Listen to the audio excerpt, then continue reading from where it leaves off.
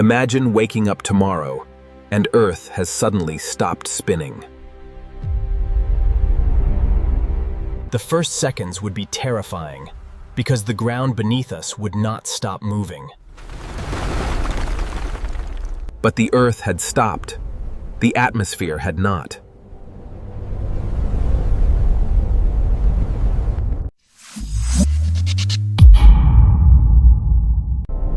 And the oceans would keep moving, carrying unimaginable energy toward the continents. Along the coast, the consequences would arrive almost immediately. The atmosphere would become a weapon of its own, as winds raced across the planet. For most people, the first warning would not be the science. It would be the world outside their window.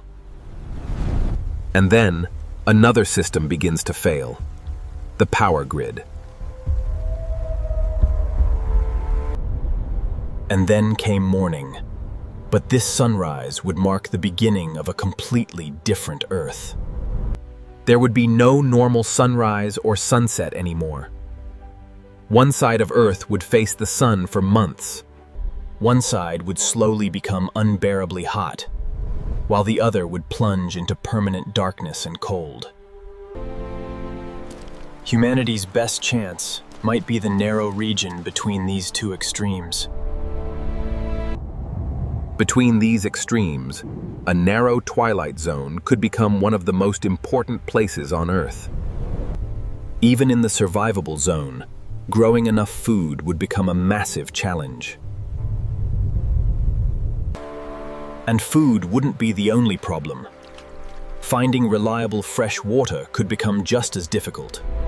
Animals would lose one of nature's most important signals: the normal cycle of day and night.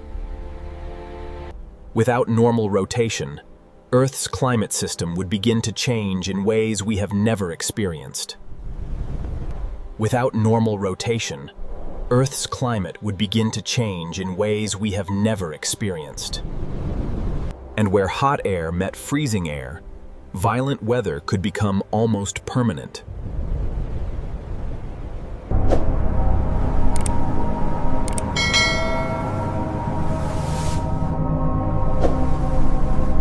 Even the oceans would slowly begin to freeze from the surface, transforming entire ecosystems. But beneath the ice, life would not disappear overnight. Many creatures would struggle to adapt to a world without normal seasons. And as sunlight disappeared beneath the ice, the food chain would begin to weaken from the bottom up. On the opposite side, the problem would be the heat, and it would never truly go away. Across the sunlit side, surface water would evaporate faster, leaving fresh water increasingly scarce. Keeping buildings cool would consume enormous amounts of energy, just when reliable power was becoming harder to maintain. Millions could eventually be forced to move, searching for the narrow regions where life remains possible. For survivors, this narrow belt between day and night could become the new center of human civilization. Humanity would have to build a new way of life, from the ground up.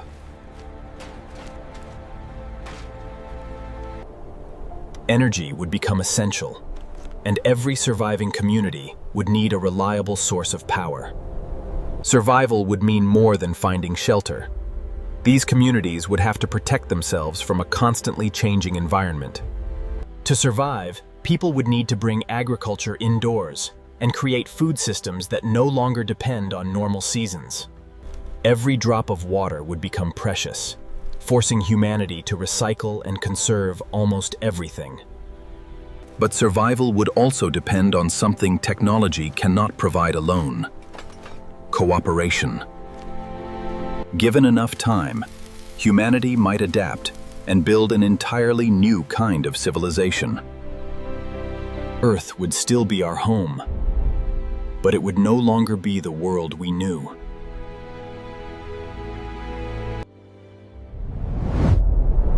But could humanity actually survive on a world like this? Survival might be possible, but only for those who could adapt to an entirely new environment. There would be no ordinary days anymore, only a world without a true sunrise or sunset. Without a natural day-night cycle, even the human body's internal clock would face a profound challenge. To stay healthy, humans might have to create their own artificial day, using light, clocks, and strict routines. Even agriculture would have to adapt, with artificial light replacing part of the natural cycle plants once depended on. And nature would adapt too, slowly changing its rhythms to survive in a world without normal days. On the hot side of Earth, the oceans would face a very different future, under relentless sunlight. Without normal rotation, the movement of air and water would also change, reshaping weather patterns across the planet. The water cycle would become uneven too, with some regions receiving intense rainfall, while others remain painfully dry. Over time, these narrow, habitable regions could become the new centers of human civilization. For the next generation, this strange world would not be a disaster they remembered. It would simply be home. They would grow up never seeing what previous generations called a normal sunset. For the oldest survivors, memories of a normal sunrise and sunset would become memories of another world. Earth would no longer behave like the world we knew. It would become a planet divided between permanent day and permanent night. As the climate reorganized, the oceans would change too, reshaping coastlines and ecosystems around the planet. Over time, the atmosphere itself would settle into a new pattern, shaped by a planet that no longer rotated. This narrow belt between day and night could become the most valuable region on the entire planet. In this narrow, habitable world, every drop of water, every harvest, and every source of energy would matter. As communities grew, roads and supply networks would become essential, connecting the scattered pockets of surviving civilization.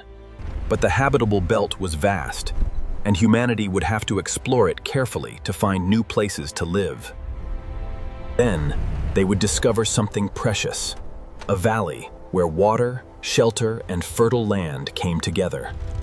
And soon, the first foundations of a second community would appear, expanding humanity's foothold on this changed Earth. Humanity had lost the world it once knew, but it had not lost the ability to build a future. The goal would no longer be to restore the old world, but to learn how to live in the new one. Slowly, scattered survivors would become communities, and communities could become a civilization reborn. As civilization expanded, communication would become just as important as food, water, and energy. And perhaps the most important resource of all was knowledge, preserved and passed to the next generation. They would teach their children about the old Earth, a planet that once turned beneath a changing sky. And perhaps one day, they would ask the most important question: could this world ever change again? And generations later, scientists would still be searching for answers, and wondering whether humanity could ever change the fate of its planet. And generations later, scientists would still be searching for answers, and wondering whether humanity could ever change the fate of its planet. Then, one day, their instruments detected something unexpected, a signal from beyond their known range. But the signal was not coming from space. It was coming from somewhere else on Earth. On the permanent night side, faint lights revealed something humanity had never known was there. They were human too, surviving in the darkness, just as others had survived between day and night. For the first time in generations, two isolated civilizations would know that they were not alone. They began sharing what each side knew: maps, resources, and knowledge gathered over generations. Each side possessed something that the other needed: energy on one side, water and resources on the other. But for the first time, the two civilizations began exchanging what they had, instead of simply surviving alone. Then they began building something even more important, a permanent connection between the two sides. For the first time, people could cross from the world of permanent twilight into the world of permanent night. After generations apart, they finally stood face to face, two societies shaped by the same planet. They had lived on opposite sides of the planet, but in the end, they were still one humanity. And together, they began asking the impossible question: could Earth ever spin again? The problem was enormous. Moving a planet as massive as Earth would require an almost unimaginable amount of energy. Perhaps the answer was not to make Earth turn again, but to make life work with the world it had become. So humanity chose another path, expanding the narrow habitable belt instead of trying to restore the world that was lost. Over generations, a new balance emerged. Not the Earth humanity remembered, but one that life could still call home. For those born after the change, this strange world would not feel strange at all, and it would simply be home. They inherited a world their ancestors never imagined, and learned to see it not as broken, but as their own. The old world survived only in memories, photographs, and stories, passed from one generation to the next.